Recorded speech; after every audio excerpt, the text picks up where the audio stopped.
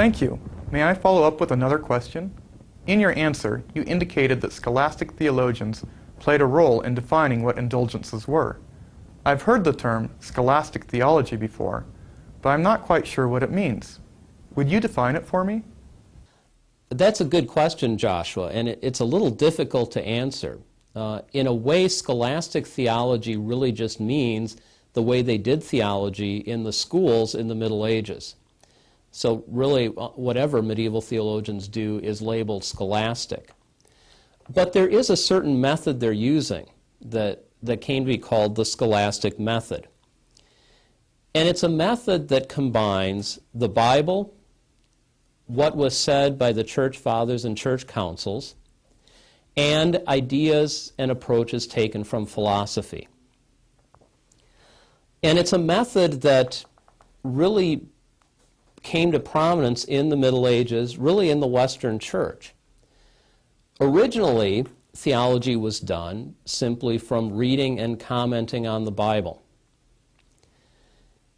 But as monks studied and lectured on the Bible, they began to think about broader theological questions raised by a particular section of Scripture.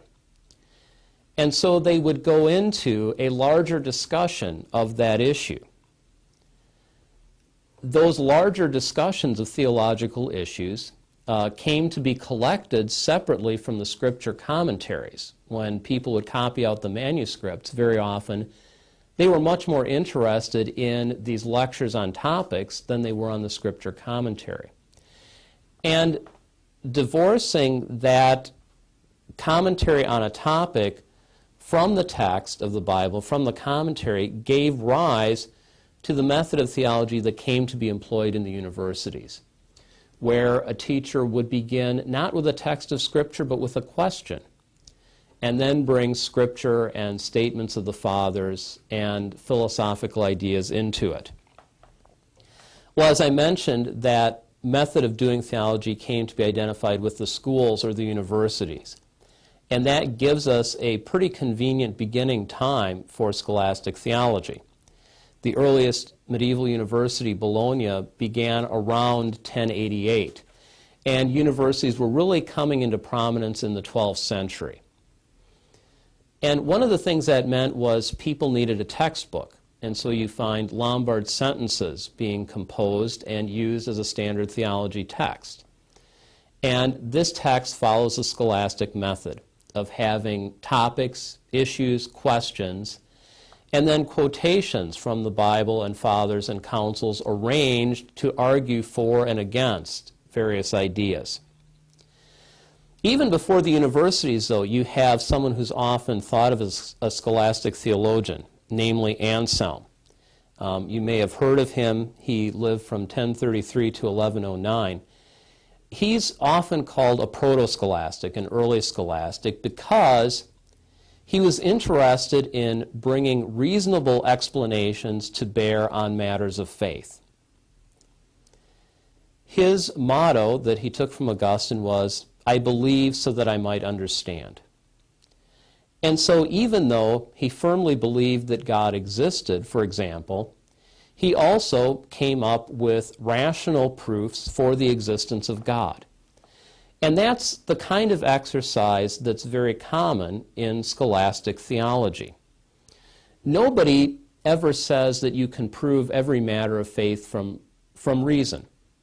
But they are interested in bringing reason and faith together and bringing philosophy in to help out with terms and questions in the field of theology.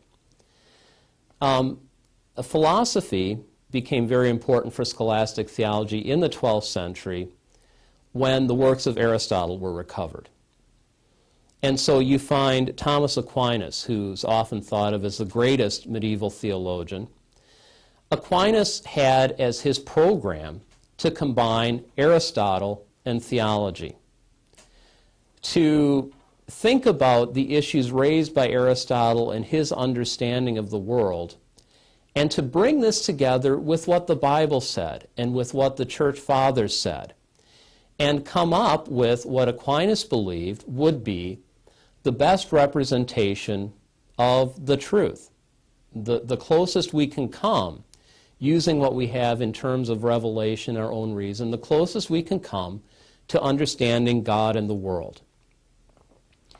If you ever get a chance to look at some of Thomas Aquinas' work, you'll see a classic example of the scholastic method and what medieval teachers would do in the classroom, where you begin with a question.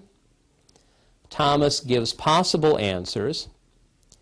He cites an authority who seems to give a different answer, and then he gives his own answer, which agrees with the authority, and then goes back and explains how the other possible answers are not exactly wrong, but perhaps misunderstood. So in the end, you have a complete account from his angle of debate on an issue, and he leads you through the different sources to show you how, really in the end, everybody's saying the same thing. And then we can move on to the next question. So Aquinas had a pretty neat and tidy synthesis of reason and faith. That was called into question by the end of the Middle Ages. And the kind of theology that Luther learned in the University of Erfurt was of this type called nominalism or Ockhamism that called into question the way Aquinas had brought reason and faith together.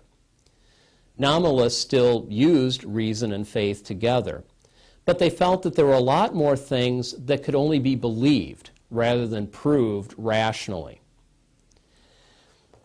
And one of the areas that proved very difficult for Luther in understanding this was the way nominalists approached this question of how people are saved. Because nominalists essentially said, you really can't know for sure how God saves you or whether you're saved. God has promised normally to work with us. In other words, to take our good works, to reward them with grace, enable us to do more good works, and finally, with some extra grace, to be able to merit heaven. And they talked about the fact that this is kind of their motto: to those doing what is in them, God does not deny grace. So it's very much a working together. It's not the neat and clean system Aquinas had. It's a lot messier. You don't know when you've done enough. And for people like Luther, this idea of doing what is in you and getting grace led to a lot of uncertainty. He just didn't know, couldn't believe that he had really done enough, not only to get grace from God, but to even have God's favor. And so the deficiencies of scholastic theology as Luther saw them really led to his own study and to his going in a different direction, as we'll see in a little bit.